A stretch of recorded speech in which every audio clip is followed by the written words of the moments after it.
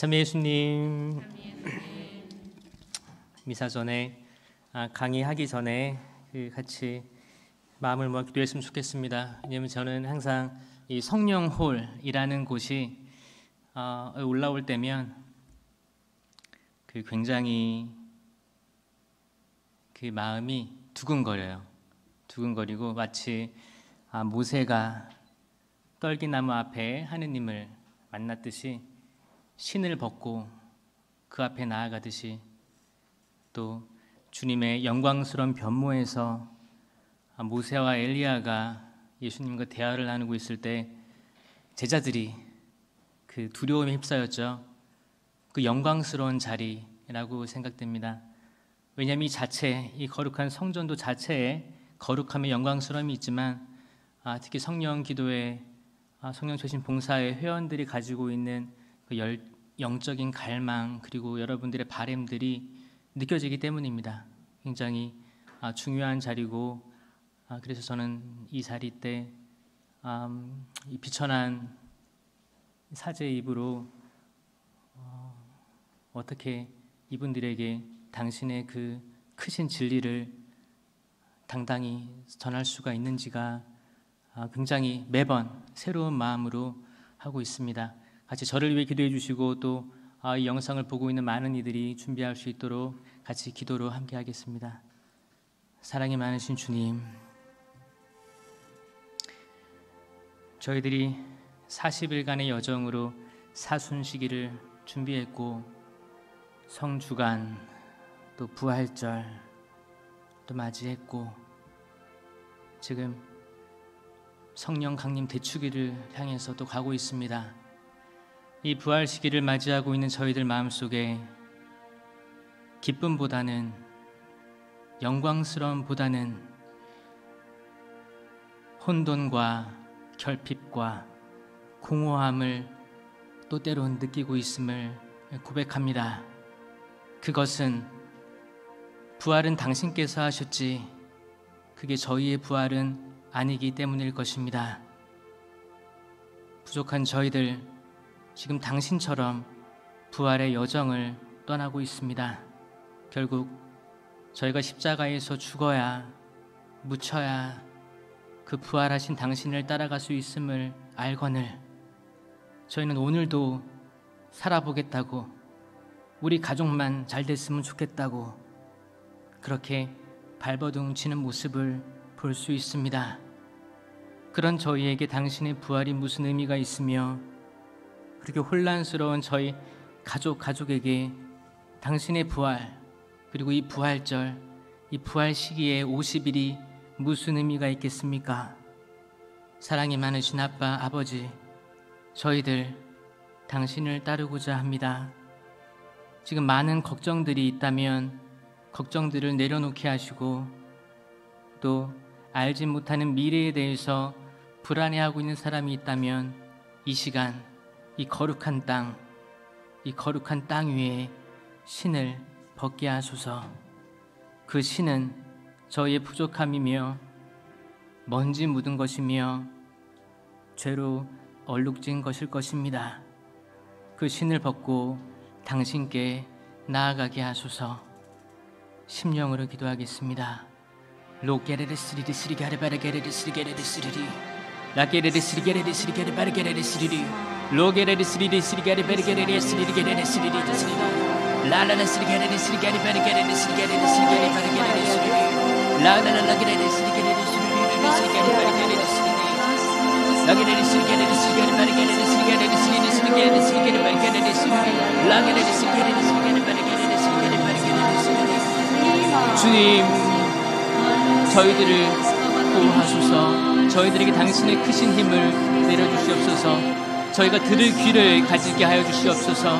라스리게레레 스리게레레 스리게레레 스리게레 바리게레레 스리게레레 스리리 로로로로게레레 게레레 스리게레 바리게레레 스리게레레 스리리 로라라 스리게레레 스리게레 바리게레레 스리게레 바리게레레 라라라게레레 로스리게레레 스리게레 바리게레레 스리게레 바리게레레 라스리게레레 스리게레 바리게레레 로라스리게레레 스리게레레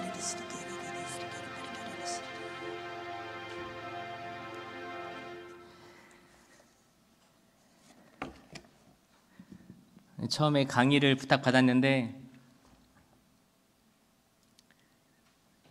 어떤 걸로 또 여러분들과 나누고 싶을까를 고민을 많이 했어요. 고민 많이 했는데 그 중에서 제가 떠올랐던 것은 또 저희 주제가 회개를 통한 회복의 7주간 부활식인데도 불구하고 회개를 주제로 삼았더라고요. 그래서 맞습니다. 이 부활 시기가 예수님께서는 이미 부활하셨고 그거를 찾아가는 여정들을 나타내고 있잖아요. 성경은 제자들의 역사, 지금 저희들의 역사인 거예요. 저희는 지금 빈 무덤으로 가야 됩니다. 빈 무덤으로 가고 예수님을 만나야 되는 거예요. 그 여정을 찾고 있는데 어떤 제자들은 엠마오로 떠났고 어떤 이들은 낚시하러 떠났고 본업으로 들어갔고 그 사람들이 어떻게 돌아오는지를 나타내고 있어요. 이건 우리의 여정이에요. 아직 우리의 부활은 아직 있을 수도 있고 아직 다가올 수도 있습니다. 그래서 이 부활 시기가 50일이 되는 거예요. 성령 강림 때까지 있는 겁니다. 그래서 무슨 말씀을 나눌까 하다가 가상 7원에 대해서 또 7주간이고 7은 완전한 수이고 가상 7원, 십자가에서 말씀하신 예수님의 유언 가상 7원과 7기구라는 말씀 아세요? 7기구? 7기구는 예전에 저희가 썼던 표현인데 지금은 생소할 수 있어요. 7은 여전히 7이고요. 기구는 어떤 빌어 구하는 거예요. 옛날 말이에요. 7기구. 빌어 구하는데 전통적으로 가톨릭교회는 뭘 구했냐면 교황님을 위해서 기도했고 주교와 사제, 나라의 지도자, 교회의 형제 자매들, 그리고 질병과 가난, 환난 속의 형제 자매들, 그리고 이단자들, 그리고 영혼들을 위해서 전통적으로 기도해 왔습니다. 그래서 저는 오늘 이 한 시간이 충분할지 모르겠지만 가상칠언과 이 7기구에 대해서 해보겠습니다. 그래서 각각의 가상칠언의 말씀들을 이 7기구와 연결해서 특별 기도 지향을 알려드리고 싶어요. 첫 번째 가상칠언 중에 첫 번째는 루카복음 23장 34절에 아버지 저들을 용서해 주십시오. 저들은 자기들이 무슨 일을 하는지 모릅니다. 라는 예수님의 첫 번째 가상칠언이에요. 저는 이 말씀을 듣고 나라의 지도자들을 위해 기도해야 된다라고 생각해요. 나라의 지도자들을 생각하면서 강의 들었으면 좋겠습니다. 소돔과 고모라의 이야기로 말씀을 시작하고 싶습니다. 창세기 28장 24절에 보면 이제 하느님께서 소돔과 고모라를 멸망시킬 마음을 굳히십니다. 그때 아브라함이 묻습니다. 당신께서는 진정 의인들을 죄인들과 함께 쓸어버리시렵니까? 의인이 50명만 50명만이라도 있으면 용서해 주시겠습니까? 하느님께서 그렇다. 찾을 수만 있다면 내가 그 50명을 보아서라도 용서해 주겠다 말씀하셨어요. 아브라함이 만약 그 의인 50명에서 5명이 모자란다면 그 5명 때문에 그것을 쓸어버리시렵니까? 아니다. 의인 45명만 있어도 거기를 쓸어버리지 않고 용서해 주겠다. 의인 40명이 있다면 어떻게 하시겠습니까? 용서해 주겠다. 30명밖에 없다면 어떻게 하시겠습니까? 그래도 용서해 주겠다. 20명이라면 어떻게 하시겠습니까?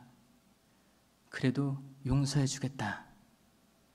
만약 10명이 있다면, 의인 10명이 있다면 그 큰 고을을 용서해 주시겠습니까? 10명을 찾을 수 있다면 내가 그 고을을 멸망시키지 않겠다. 그 이후의 이야기는 여러분들이 잘 아실 거예요. 아브라함의 조카죠. 롯이 거기 살고 있었습니다. 롯이 살고 있었고 결국에는 롯과 2딸만 살아남습니다. 10명이 안 됐던 거예요. 그 장소는 소돔과 고모라는 과거형이 아니라 지금일지도 모르겠습니다. 과연 우리는 그 10명을 찾을 수 있는가? 그 10명을 찾을 수 있는가? 하느님의 마음은 항상 용서의 마음이에요. 항상 용서의 마음. 우리는 얼마까지 용서를 하고 있고 또 얼마까지 죄를 묻지 않고 넘어가 주고 계십니까? 특히 또 하느님의 일을 하고 있는 실무자들, 적극적으로 봉사하는 사람들은 또 특히 이런 유혹을 많이 받을 때가 있는 것 같습니다. 또 신앙심이 많은 가족 안에서 또 이런 일들이 어려움들이 있어요. 그래서 예수님께서는 십자가에서 첫 번째 가상칠언, 저들을 용서해 주십시오. 자기들이 무슨 일을 하는지를 모르고 있습니다. 탈출기 34장 7절에서 내가 천대에 이르기까지 자애를 베풀고 죄악과 악행과 잘못을 용서한다. 천대에 이르기까지.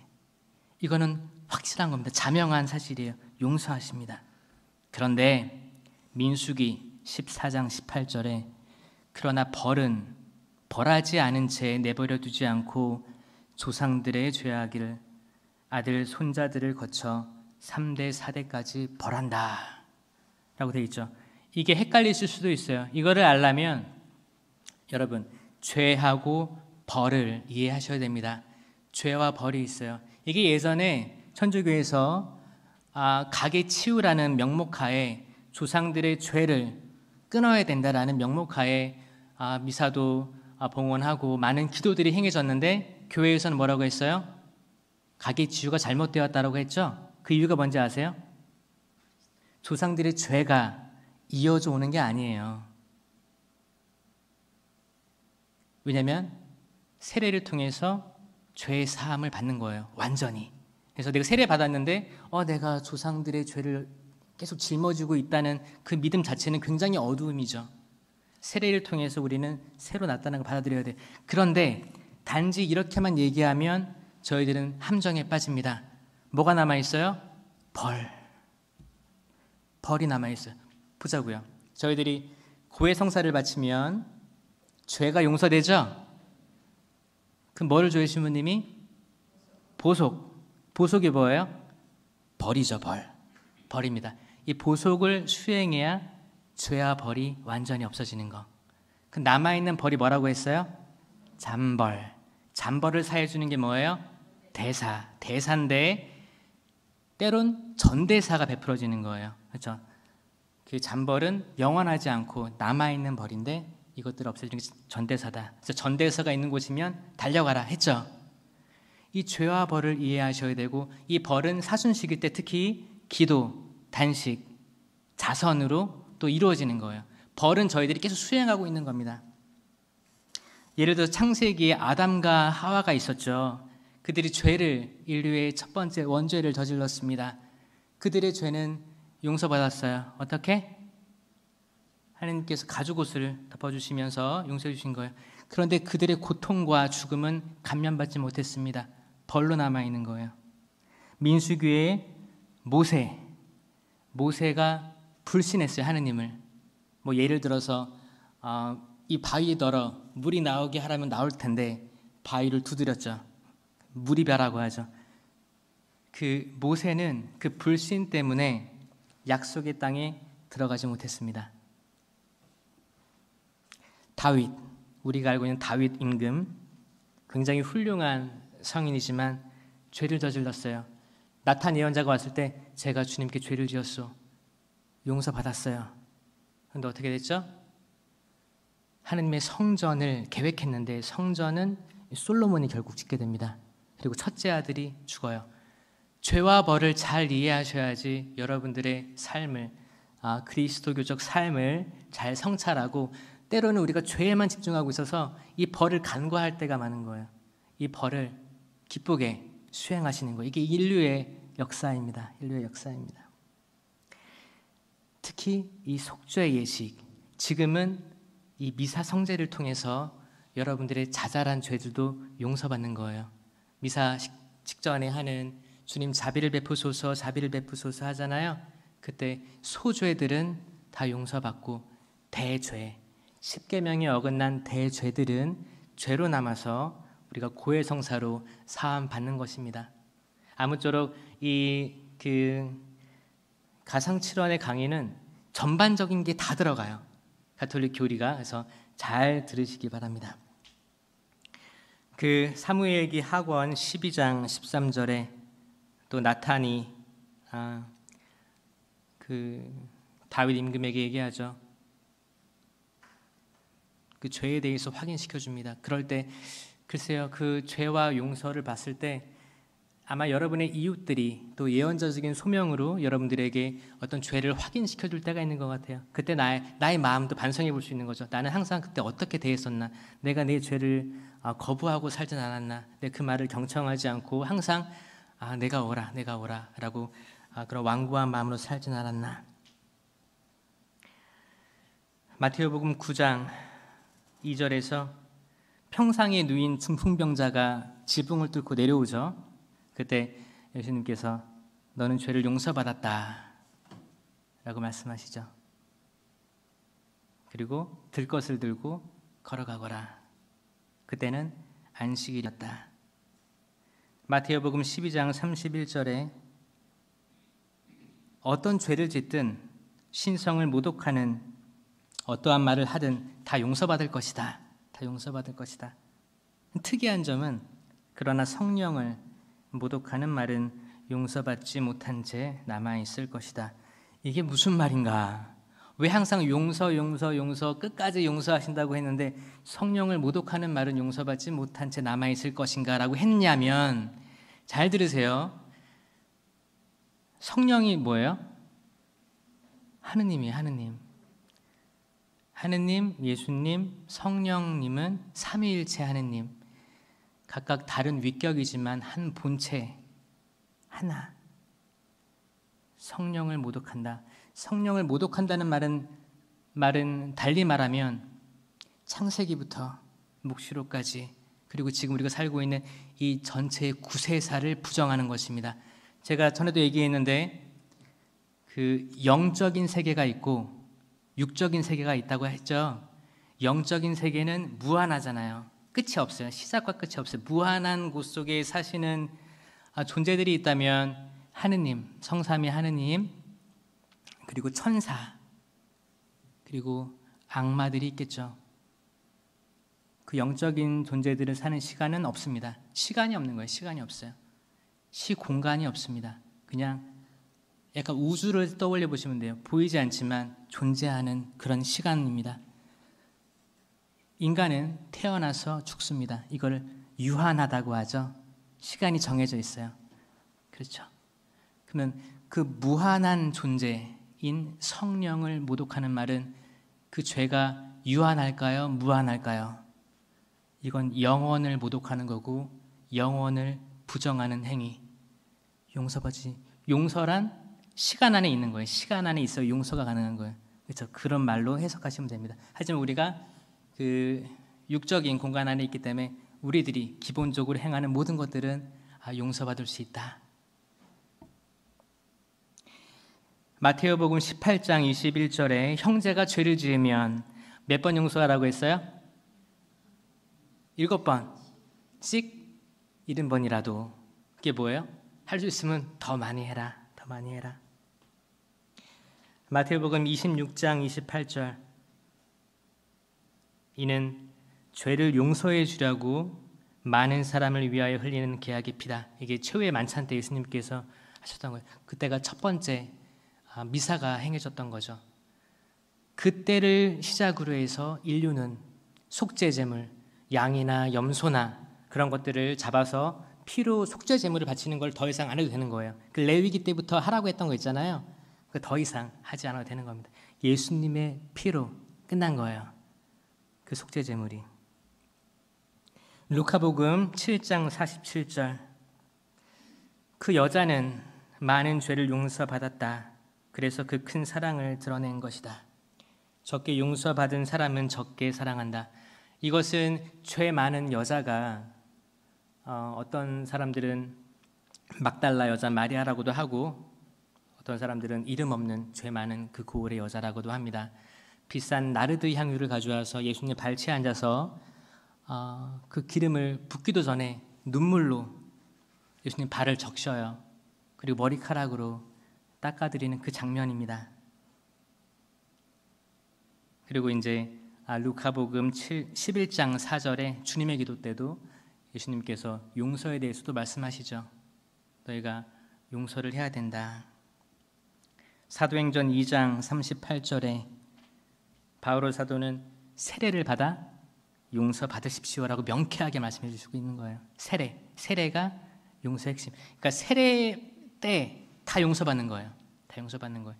그때부터 지은 죄를 고해성사하는 거야. 그래서 이제 뭐 신앙이 없는 세례받지 않은 사람들에게 세례받지 않은 사람들은 조상들의 그런 벌이 있는 거예요. 그렇죠? 그렇죠? 그러니까 천주교 신자 세례받은 사람들에게는 가계치유는 말도 안 되는 거죠.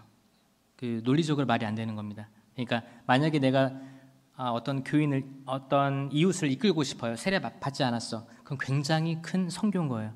이 사람을 살릴 수 있는 거예요. 이 사람을 살릴 수 있는 거예요. 히브리서 9장 22절 피를 쏟지 않고서는 죄의 용서가 이루어지지 않습니다. 이건 아까 또 말했듯이 그 레위기에서 피로 죄를 사하는 것을 말했기 때문에 계속 동물의 속죄 제물이 바쳐졌던 거. 그리고 히브리서 10장 26절에 죄를 용서받기 위하여 이제 바칠 수 있는 제물이란 남아있지 않습니다라고 말하는 거예요. 그러니까 제물 모든 것들은 지금은 미사 성제 하나로 충분하다입니다. 그래서 첫 번째 말씀 아버지 저들을 용서해 주십시오. 저들은 자기들이 무슨 일을 하는지 모릅니다 했을 때 그 용서의 개념, 저희들도 저희 자신을 용서해야 되고 저희 이웃을 용서해야 되고 아버지, 어머니, 형제 자매들을 용서해야 되고 특히 이 나라의 위정자들, 각 나라의 위정자들 지금 용서를 위해서 기도하셔야 돼요. 너무너무 다른 쪽으로 가고 있는 나라들이 있습니다. 그 나라들이 있다는 것을 자각하고 용서하는 기도를 했으면 좋겠습니다. 두 번째, 루카복음 23장 43절에 내가 진실로 진실로 너희에게 말한다. 너는 오늘 나와 함께 낙원에 있을 것이다. 아멘. 낙원에 있을 것이다. 낙원이 뭐예요? 하느님 나라예요. 딱 그게 떠올라야 돼요. 낙원, 하느님 나라. 하느님 나라가 뭐예요? 하느님께서 통치하시는 곳. 하느님께서 통치하시는 곳이기 때문에 저 멀리 우리가 장차 가야 될 곳뿐만 아니라 지금 이 자리, 내가 있는 내 집에, 내 가정이 하느님의 통치가 있다면 그곳이 하늘나라. 지금 내 마음이 하느님이 충분히 통치하고 계신다면 난 지금 하느님 나라, 지금 이곳, 이 교회가, 이 공간이 여러분 모두가 눈을 반짝이면서 하느님 말씀을 경청하려고 하는 그 자리가 여기가 바로 하느님 나라인 것입니다. 낙원입니다. 요한 묵시록 2장 7절 귀 있는 사람은 성령께서 여러 교회에 하시는 말씀을 들어라. 승리하는 사람에게는 내가 하느님의 낙원에 있는 생명나무 열매를 먹게 해주겠다. 낙원에 있는 생명나무 열매. 낙원에 있는 생명나무 열매. 낙원. 아담과 하와가 낙원에 있었죠. 생명나무가 있었어요. 창세기에도 기록되어 있는데 모든 사람이 선악과에만 집중했습니다. 생명나무 열매를 먹었더라면 그런 후에는 지금 도움이 되진 않지만 그게 인류의 본성이라는 거죠. 낙원에 들어갈 거예요. 오늘 너는 나와 함께. 그 너가 누구예요? 사형 판결을 받은 죄수. 여러분들이 생각하는 끔찍한 사람. 저 사람은 죽어 마땅해. 저 사람은 절대 용서받을 수 없어. 저 사람은 정말 최악이야. 그 사람을 오늘 데려가실 수 있다는 거예요. 그 사람이 어떻게 하면? 회개하면. 마태복음 19장 젊은 청년 이야기가 나와요. 젊은 청년이 나오는데 그 사람 상당히 그래요. 저는 어려서부터 10계명을 다 지켜왔습니다. 빠지지 않고 다. 저는 그 믿음이 굉장히 훌륭하다고 생각하고 분명 여러분들 중에서도 다 지키는 분들이 계실 거예요. 그런 사람들이 있다는 거죠. 다 지켜왔습니다. 그러나 예수님께서 그래요. 한 가지 부족한 것이 있다. 가진 것을 다 팔아 가난한 사람들이 나눠주어라. 그 다음 따라와라. 그 다음에 말씀하시는 게 부자가 하느님 나라에 들어가는 것보다 뭐가요? 낙타가 어디에? 냉장고에 바늘 구멍에 빠져나가는 것이 더 쉬울 것이다. 이게 무슨 말이에요? 불가능하다. 택도 없는 소리다. 불가능하다. 그만큼 어렵다는 거죠. 뭐가 어렵다는 거예요? 회개하는 게 어렵다는 겁니다. 왜냐하면 하느님 나라에 들어가는 거라고 했으니까. 하느님 나라에 들어가는 건 뭐예요? 오늘 죄인처럼 회개한 다음에 너는 오늘 나와 함께 낙원에 있을 것이다 라고 초대했잖아요. 이건 유언이에요. 지금 가상칠언은 흘려들을 게 아니고 유언입니다. 예수님의 유언. 그러면 이거는 계속 이어지는 거예요. 효력이 있는 겁니다. 회개하기가 그렇게 어렵다. 저도 신학교 때 고해성사 기간이 굉장히 많았지만 고해성사를 제대로 하기 시작한 게 한 대학원생부터였던 것 같아요. 고해성사가 두려웠어요. 그리고 고해성사가 마땅히 어떤 정기적으로 행해야 되는 것이라면 그럼 이 정도만 얘기하면 되겠지라는 그런 어떤 자기 만족 아니면 자기가 제가 직접 만들어 놓은 어떤 가치관 속에 그렇게 합리화하고 어떻게 해요? 이 밖에 알아내지 못한 건데 알고 있는데 알아내지 못한 죄에서도 통회하오니 거짓말이죠. 그렇게 거짓으로 성사를 본 적이 많았습니다. 회개하기 어렵습니다. 회개하기 쉽다고 생각하는 분들도 교만할 수 있을 거예요. 회개하기 어렵. 회개는 나의 방향을 바꾸는 것입니다. 내가 이렇게 가고 있는데 정반대로 바꿔야 되는데 이게 얼마나 어렵습니까? 이쪽도 보고 싶고 이쪽도 보고 싶고 이쪽도 보고 싶고 이쪽도 보고 싶고 근데 정반대로 가는 건 너무너무 어려운 것 같습니다. 내가 지금까지 걸어온 길이 잘못됐으면 어떡하지? 이 두려움. 내가 뒤돌았을 때 내가 알지 못하는 어떤 두려움이 있지 않을까라는 두려움. 내 전 존재를 변화시키란 정말 어려운 것 같아요. 그거를 할 수 있습니까? 오늘 우리는 십자가 옆에 예수님과 있을 수도 있어요. 거기 두 명이 등장하죠. 한 명은 회개했고 한 명은 그 회개하는 친구를 나무랐어요. 그렇죠? 지금이 마지막 기회일 수도 있어요. 지금 물어볼 수도 있어요. 예수님께서 물어보진 않으셨어요. 그렇죠? 옆에 계시는데 돌아가시고 계시는데 주님 당신께서 당신 나라에 들어갔을 때 저를 기억해 주십시오 라고 기도할 수 있는 사람이 얼마나 될까? 10명이 될까? 루카복음 9장 62절 쟁기를 잡고 손에 대고 뒤를 돌아다보는 자는 하느님 나라에 합당하지 않다. 저희 아버지는 성령쇄신 봉사에도 봉사하셨지만 지금 이제 시골에 계세요. 시골 목포에서 배를 타고 45분 가면 외달도라는 곳이 나오는데 거기서 민박을 하고 계십니다.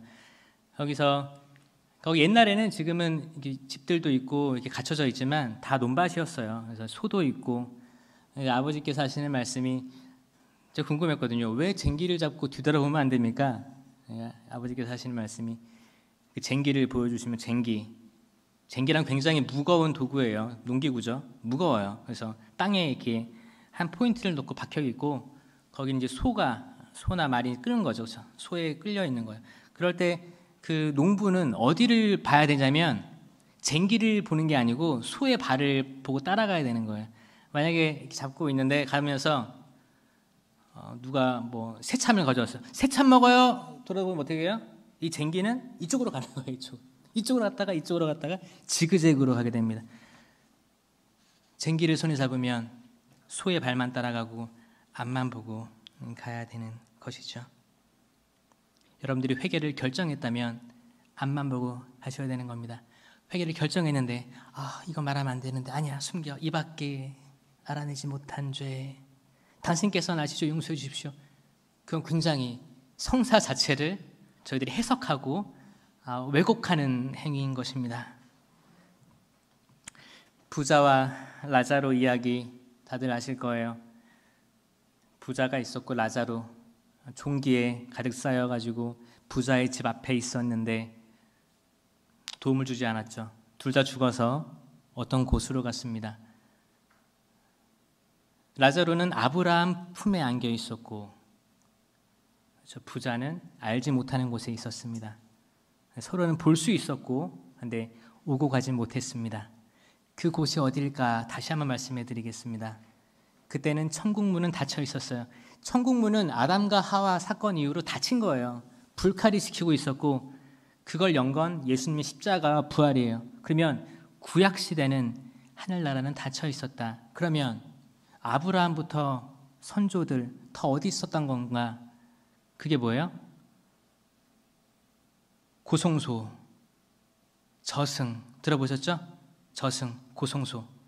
사도신경에서 저승에 가시어 사한날에 일어나. 그러니까 저승, 고송소. 저승은 그때만 해도 나쁜 말이 아닌 거예요. 그렇죠? 고송소라는 옛날 말이 더 좋습니다. 림보라고도 표현합니다. 그 고송소라는 공간과 지금의 연옥이라는 공간은 다른 거죠. 옛날에 고송소라는 공간은 의인들이 있던 공간, 그들은 하늘문이 다시 열리기를 기다렸던 영혼들, 그리고 예수님께서 십자가에서 돌아가시고 저승에 가셔서 그들을 데리고 하늘문을 여시고 올려다 주십니다. 그 열려있는 문들 중에서 지금 우리는 연옥 영혼을 기도를 해야 되는데 왜 하냐? 연옥은 하늘나라 갈 준비가 된 사람들이 아니에요. 아닐 수도 있겠다라고 생각하는 영혼들이에요. 아닐 수도 있겠다. 그러니까 다른 차원인 거예요. 고성소랑 연옥이랑은. 그래서 저희는 부활 2주간에 주님 자비주일에 예수님의 순환을 보시고 저희와 온 세상에 자비를 베풀어 주십시오 라고 기도하는 거죠. 오늘 지금 누군가 예수님 십자가 옆에 매달려 있는데 회개하고 돌아온다면 오늘 그곳에 들어갈 수 있으니까요. 지금 여러분들이 될 수도 있고 이 영상을 보고 있는 그 어딘가에 누군가가 될 수도 있을 것입니다. 오늘이 마지막 기회일 수도 있습니다. 그 마지막 기회를 잡으시기를 청합니다. 네. 세 번째, 요한복음 19장 26절에서 27절. 여인이시여, 이 사람이 어머니의 아들입니다. 예수님의 유언이에요. 여기서 우리는 교회의 형제 자매들을 위해서 기도합니다. 특히 개신교 형제 자매들을 위해 기도해요. 항상 마리아에 대해서 얘기하면 이제 치를 떨고 비난을 하죠. 여러분들은 워낙 열심히 하시니까 반박을 할 수 있을 거라 믿어요, 저는. 근데 혹시나 그 반박에 대해서 좀 어렵다면 이렇게 생각해 보세요. 이 예수님의 유언, 이분이 이 사람이 어머니의 아들입니다. 이분이 내 어머니시다.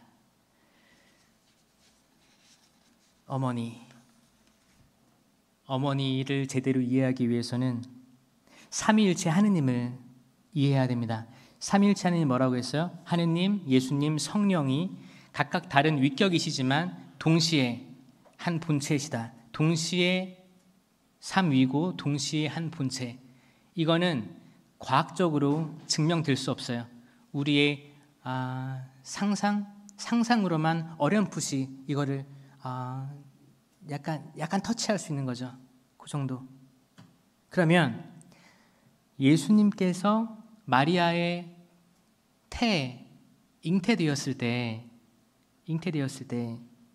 그 자궁이, 그 태가 원죄의 영향을 받았더라면, 그렇죠? 마리아가 원죄 속에 있었다면 그 아이는 어떻게 되는 거예요? 원죄. 이게 유전죄라고 하죠. 가톨릭 교회는 마리아는 원죄로부터 특별한 보호를 받았다라고 믿고 있죠. 이게 뭐예요? 원죄 없이 잉태되신 동정 마리아, 이게 12월 8일 축일로 지내고 있습니다. 예수님이 성령이고 예수님이 하느님이죠. 그렇죠? 삼위잖아요. 삼위인데 동시에 한 본체. 예수님은 하느님이세요. 완전한 하느님이시고 완전한 사람이신 거예요. 그러면 예수님의 어머니 마리아는 하느님의 어머니이십니다. 동의하세요? 하느님의 어머니. 그래서 1월 1일 날 천주의 모친 하느님의 어머니 성모 마리 대축일을 지내는 거예요. 이 성모님의 축일이 4번 있어요. 4번. 1년에. 세 번째 평생 동정. 평생 동정. 마리아는 개신교에서는 형제 자매들이 많았다라고 하는데 그 당시에 형제라고 하는 표현은 형제, 자매, 사촌 다 포함되는 거예요. 지금도 교황님 이번에 회칙이 뭐예요? 모든 형제들에게. 미사에서도 형제 여러분. 이게 여성을 떼어 떨어놓는 게 아니고 다 포함되는 거예요. 그 용어를 그대로 쓰고 있는 겁니다. 형제. 그 동정 성모님께서는 평생을 전 존재를 하느님께 봉헌하셨다. 그렇게 믿고 있는 거죠. 성모 승천 대축일 8월 15일 마리아가 하늘로 올라가셨다. 이때 개신교가 뭐라고 하죠? 왜냐하면 성경에 나와 있지 않은 걸 가지고 왜 하느냐. 가톨릭은 성경하고 성전, 성스러운 역사를 동시에 믿고 있습니다. 저희들은 하느님의 어머니가 하느님과 있어야 된다고 믿습니다. 구약의 에녹도 하늘로 올라갔고 하느님과 살다가 올라갔고 엘리야도 불마차를 타고 하늘로 올라갔고 모세도 무덤을 발견하지 못하고 올라갔을 수도 있고 아닐 수도 있지만 구약 신약에 와서 거룩한 변모 때 모세가 등장했다면 모세는 올라갔을 수도 있겠다라고 추정하는 거죠. 그 마리아뿐만이 아닌 거예요. 그러면서도 개신교에서는 모세가 하늘로 올라갔다고 믿고 있어요. 나온 게 없는데 증거가 하나도 없는데 사실 삼위일체도 명시되어 있지 않습니다. 나는 삼위일체 하느님이다. 나온 게 없어요. 그런데 개신교는 그런 부분은 취하면서 다른 부분은 그걸 또 역으로 또 저희들 공격합니다. 여러분들 마리아는 우리의 어머니예요. 그렇게 십자가상에서 저에게 주신 거예요. 그래서 저희들은 성령 하느님을 품으신 마리아를 공경합니다. 그리고 항상 성령 쇄신 봉사일을 하면서 마리아에 대한 신심은 뗄래야 뗄 수도 없는 함께 가는 믿음이라고 고백합니다. 그 말을 할 때 요한 제자가 있었어요. 십자가 밑에. 그 요한은 처음부터 십자가의 길을 따르지 않았습니다. 유다, 베드로처럼 다 도망갔어요. 싹 다 도망갔어요. 너무 빠르게. 예수님 홀로 걸어가시고 그 안에서 많은 여인들도 만나고 베로니카 얼굴 닦임 해주시고 그렇게 걸어가신 거예요. 제자들이 없었다. 십자가의 길에는. 그런데 요한은 홀로 돌아왔습니다. 예수님 못 박히고 나서 어느 순간부터 그 자리에 있었어요. 요한 사도를 잘 봐야 되는데 그는 갑자기 등장해요. 갑자기 돌아왔습니다. 쉽지 않았을 것입니다. 발각되면 죽임을 당할 거고 쉽지 않았을 거예요. 그 모든 것을 감내하고 요한 사도는 돌아왔어요. 어떤 해가 입히든 내가 감수하리라고 믿고 받아들이고 돌아와서 그 자리에 있는 겁니다. 그때 예수님이 마리아를 어머니를 맡긴 거예요. 회개하고 돌아오지 않으면 마리아를 맡을 수 있겠습니까? 그분의 어머니를 저희들이 맡을 수 있겠어요? 회개입니다. 회개. 네 번째, 마태복음 27장 46절. 저의 하느님 어찌하여 저를 버리셨나이까? 저는 이 구절을 읽을 때 특히 이단자들을 위해서 기도하고 싶어요. 이단자들. 사실 십자가에서 이 말씀을 하셨다는 거에 대해서 의심하는 사람들이 있어요. 왜냐하면 삼위일체 하느님이신데 왜 예수님은 하느님께서 자기를 버리셨다고 이렇게 말씀하셨을까? 전 그렇게 말하고 싶어요. 이 정확한 구절이 시편에 나와 있거든요. 시편 22장 2절부터 저의 하느님 어찌하여 저를 버리셨습니까? 소리쳐 부르건만 구원은 멀리 있습니다. 시편 43장 2절 당신은 제 피신처 하느님이시건만 어찌하여 저를 버리셨습니까? 어찌하여 제가 원수의 핍박 속에서 슬피 걸어가야 합니까? 십자가상의 예수님은 시편을 읊으신 거죠. 시편이 계속 머리에 있었던 겁니다. 시편을 읊으신 거예요. 하느님, 저희 하느님. 이게 그 약간 그 상상해 보십시오. 예수님이 십자가에서 돌아가실 때 계속 되뇌이던 것들, 말씀, 성경, 하느님에 대한 원망이 아니고 시편을 노래한 거예요. 예레미야 14장 19절 당신께서 완전히 유다를 버리셨습니까? 당신께서는 회복할 수 없도록 저희를 치셨습니까? 평화를 바랐으나 좋은 일은 하나도 없고 회복할 때를 바랐으나 두려울 뿐입니다. 예레미야는 버림받고 소외당하고 위험에 처했을 때 이렇게 말했습니다.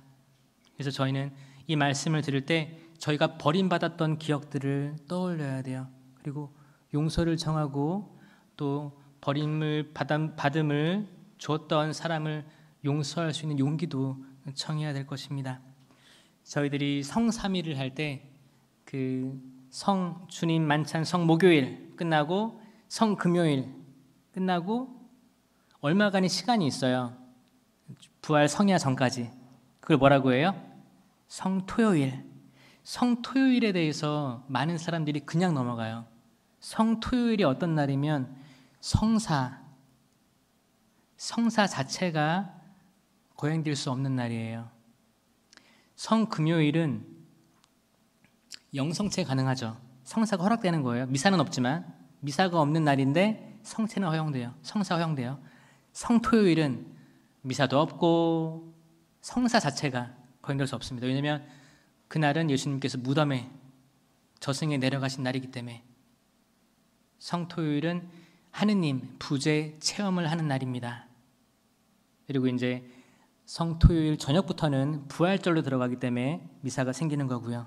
성토요일은 어두운 밤을 체험하는 날인데 지극히 어두운 밤이에요. 앞도 안 보이고 뒤도 안 보이고 사방이 막혀 있고 태풍과도 같고 태풍 속에 작은 배에 있는 제자들과도 같습니다.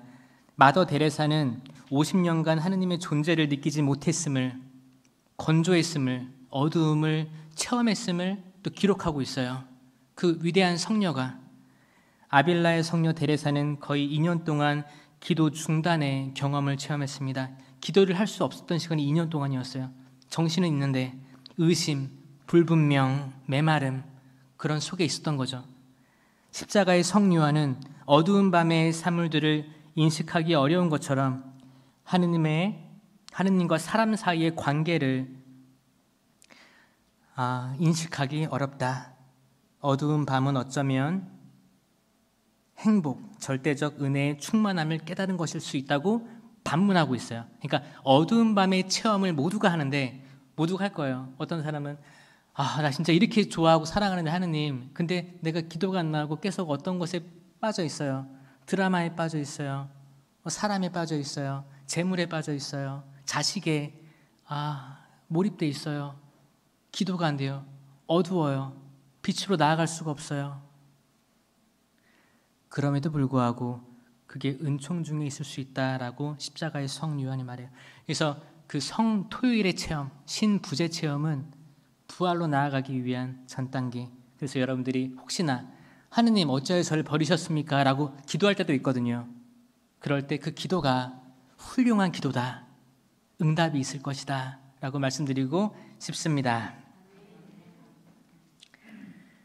때로는 저희가 자연재해, 또 코로나 이런 전염병 속에 하느님 당신은 어디 계십니까? 도대체 뭐하고 있어요? 왜 지금 전 세계 사람들이 이렇게 힘들어하고 많은 사람들이 죽고 그러고 있는데 뭐하고 계십니까?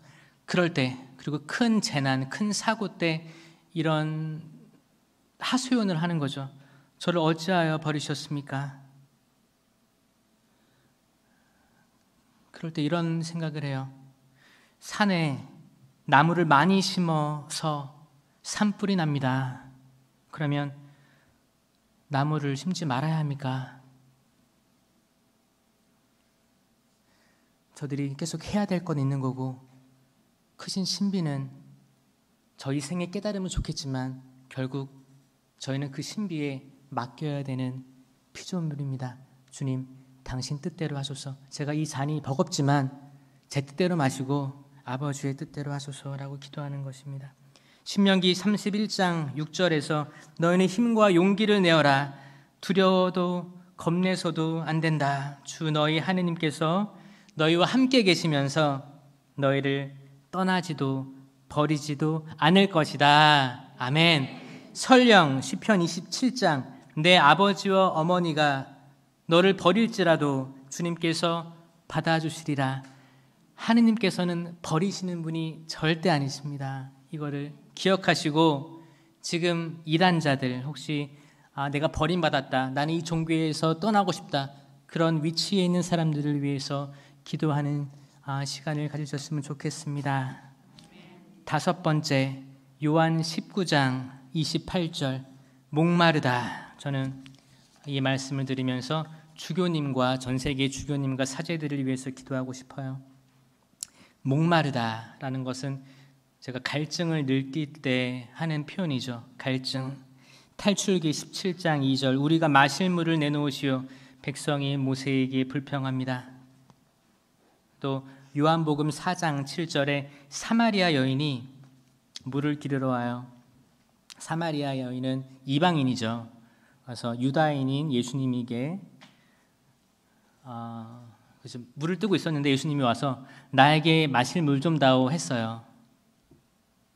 그러니까 어떻게 당신이 유다인이고 저는 이방인인데 그런 말을 할 수 있습니까? 놀란 거죠. 그러면서 대화를 시작하시는데 그 여인에게는 5명의 남편이 이미 있었고 지금 사는 사람도 남편이 아니기 때문에 아마 공허함으로, 목마름, 메마름으로 차 있을 것이라고 추정합니다. 그때 이제 예수님께서 물어보시는 거죠. 나에게 오는 사람, 내 물을 마시는 사람은 누구나 다시 목마르지 않을 것이다. 그때는 정오였어요. 뜨거웠고 뜨거운 햇빛이 내리쬐고 있었습니다. 물을 아무리 마셔도 갈증이 해결되지 않는 게, 여러분들이 아무리 어떤 것을 사랑하고 어떤 걸 추구하고 자식에게 매여 있어도 그 갈증은 해결 안 됩니다. 오직 예수 그리스도, 그분의 옆구리에서 나온 물과 피로 저희들은 살 수 있습니다.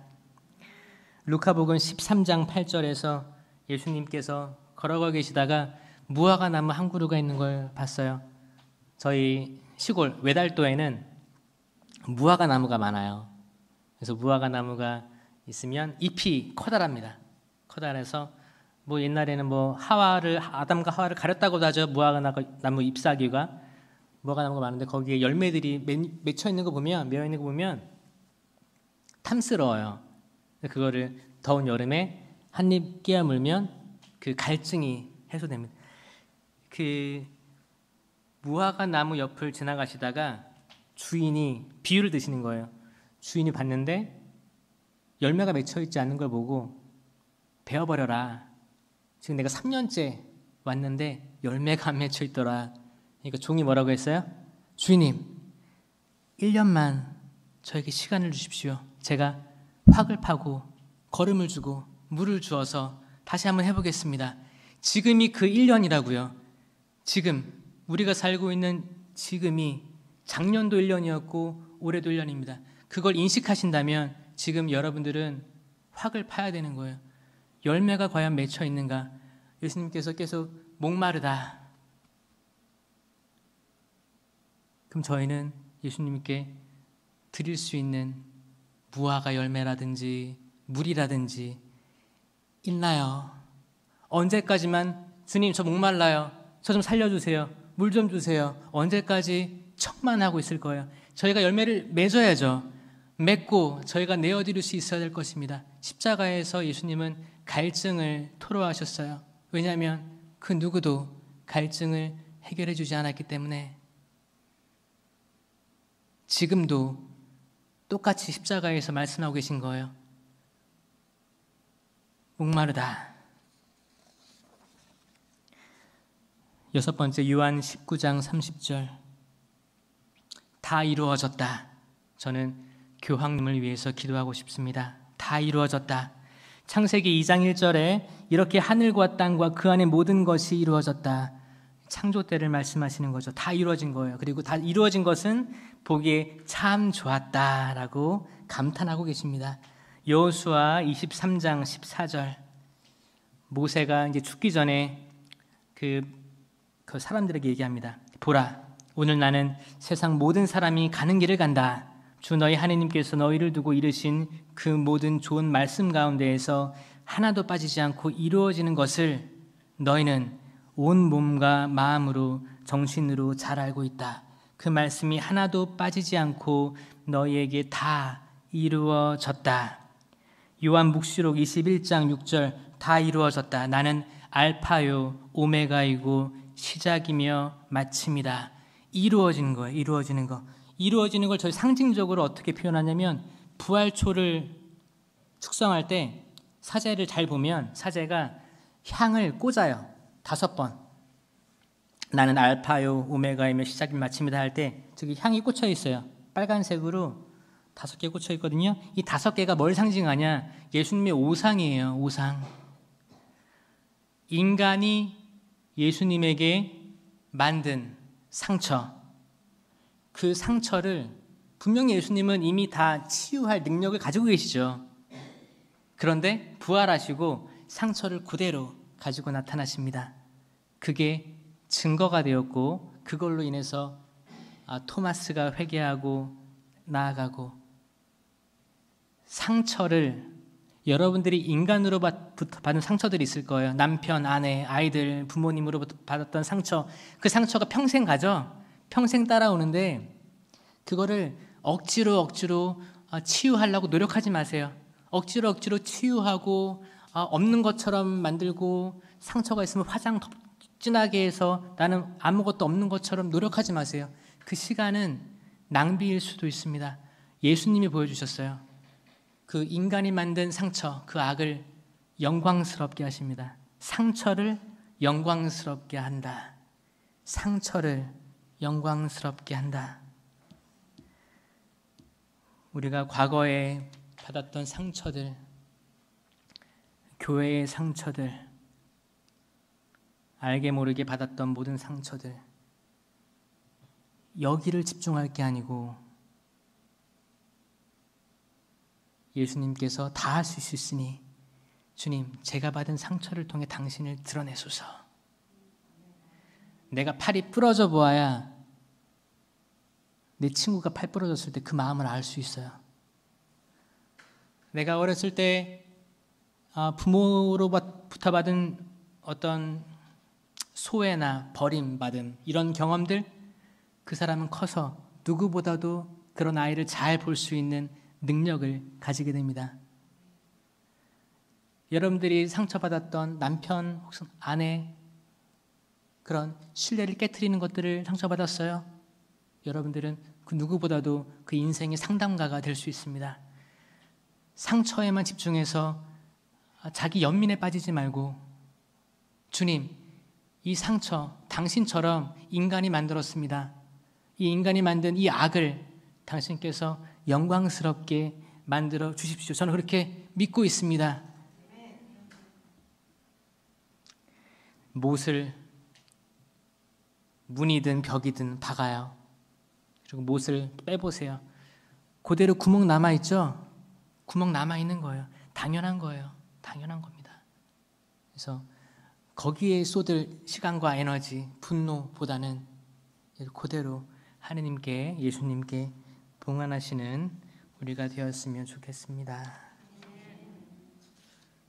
많이 오셨습니다. 마지막 7번. 더 듣고 싶은데 7번이에요 벌써. 어떡해요? 가상 7원 중에 7번째입니다. 루카복음 23장 46절. 아버지, 제 영을 아버지 손에 맡깁니다. 저는 특히 질병과 가난, 환난 속의 형제 자매들을 위해서 기도하고 싶어요. 특히 병상에 있는 자들, 지금 코로나로 또 병원에 있는 이들. 영을 아버지께 맡긴다라는 표현은 영, 혼, 육을 이해해야만 이해할 수 있습니다. 성경은 영하고 혼을 별개로 표현했습니다. 근데 항상 영혼을 우리가 이해할 때 이거를 합일로 이해를 하면 헷갈리는 것들이 있습니다.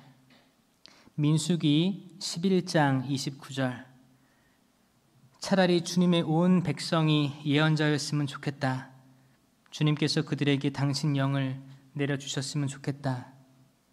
다니엘서 13장 45절. 수산나를 처형하려 할 때 아시죠? 두 어르신들이 이렇게 모함하고 했을 때 하나님께서는 다니엘이라는 사람, 아주 젊은 사람 안에 거룩한 영을 깨우셨다. 영혼을 깨웠다고 얘기 안 해요. 영을 깨웠다. 영어에서도 스피릿을 깨웠다는 거예요. 혼은 소울입니다. 소울, 혼. 요엘 예언서 3장 1절. 그날 모든 사람에게 내 영을 부어주리라. 그리하여 너희의 아들 딸들은 예언을 하고 노인들은 꿈을 꾸며 젊은이들은 환시를 보리라. 영을 부어주리라. 티모테오 후서 1장 7절. 하느님께서는 우리에게 비겁함의 영을 주신 것이 아니라 힘과 사랑과 절제의 영을 부어주셨습니다. 아멘. 히브리서 4장 12절. 하느님의 말씀은 살아있고 힘이 있으며 어떤 쌍날칼보다도 날카로워. 이 쌍날칼은 어디 있어요? 아담과 하와가 쫓겨나고 불칼이 서 있죠. 그 어떤 것보다도 날카로워서 관절과 골수를 쪼개고 혼과 영을 갈라 사람의 마음속 숨은 생각을 드러내게 합니다. 혼과 영을 가르시고 갈려 있는 거예요. 그래서 영을 맡긴다는 표현은 내 혼도 준비가 됐고 내 육도 준비가 됐다는 거예요. 저번에 말씀하셨던 것 같이 혼은 영을 따라가고 육은 혼을 따라갑니다. 우리의 영만 하느님 쪽에 향해 있으면 저희들이 혼, 육은 당연히 따라간 거죠. 전 존재가 따라가는 것은 영이에요. 왜냐하면 영은 무한하고 혼, 육은 유한하기 때문에 무한함을 따라가야 되는 거예요. 우리가 그 무한한 주파수를 성령으로 따라가야 되는 거죠. 그래서 많은 사람들이 특히 이제 고통, 괴로움 속에 있을 때 흔히들 하느님을 버릴 수도 있고 고통이 너무 커가지고 등 돌릴 수도 있고 비난할 수도 있습니다. 그래서 특히 질병과 가난, 환난 속에 있는 형제자매들, 병상 위에 있는 이들이 오늘이 예수님 옆에 십자가라고 생각할 수 있고 오늘이 십자가로 돌아올 수 있는 마지막 기회, 요한 사도처럼 잡을 수 있는 그 기회를 잡을 수 있는 사람처럼 될 수 있도록 기도를 청하고 싶어요. 제가 그 중학교 때 저희 남자 중학교죠. 중학교 때 그때 유행했던 가수들이 뭐 핑클, SES라는 가수들이 막 여자 가수들이 있었는데 그 친구들이 항상 거기 콘서트를 하면 거기 뭐 올림픽 체조 경기장 거기 앞에 가서 전날에도 가고 새벽 일찍 가서 진을 치고 있는 거예요. 들어가려고, 표를 받으려고 들어가고 있어요. 그러니까 지금도 마찬가지죠. 지금도 이제 지금 코로나 때문에 잠잠하지만 예전에는 그 티켓을 받으려고 진을 치고 앉아 있습니다. 기다리고 있는 거예요. 내가 좋아하는 연예인이 있으면 닮고 싶고 따라하고 싶고 같이 꾸미고 싶고 춤도 같이 추고 싶어요. 마찬가지로 저도 이제 세계 청년대회를 가보면 교황님을 보려고 수십만 그 청년들이 그 야영을 하고 추운데 이제 그 막 뒤집어 쓰고 밤새도록 기도하고 몇 시간 동안 무릎 꿇고 그 성체 현실을 하고 밤을 새고 교황님의 미사를 딱 보면 저 사람을 닮고 싶다. 그런 거예요. 그런 마음이 있는 거예요. 우리 모두는 예수님을 닮고 싶어서 모였죠. 예수님처럼 닮고 예수님 따라하고 싶고 그분처럼 사람들에게 용기와 힘을 주는 사람들이 되고 싶잖아요. 그래서 여러분들은 그 하느님께서 그 성령이 충만하신 예수님을 따라서 우리도 성령이 충만해서 남들에게 좋은 에너지를 주고 남을 치유하고 일으키고 그들이 알지 못하는 것들을 그 신비를 보여주고 싶은 거 아니겠습니까? 그 신비를 보여줄 수 있는 거예요. 따라할 수 있는 겁니다.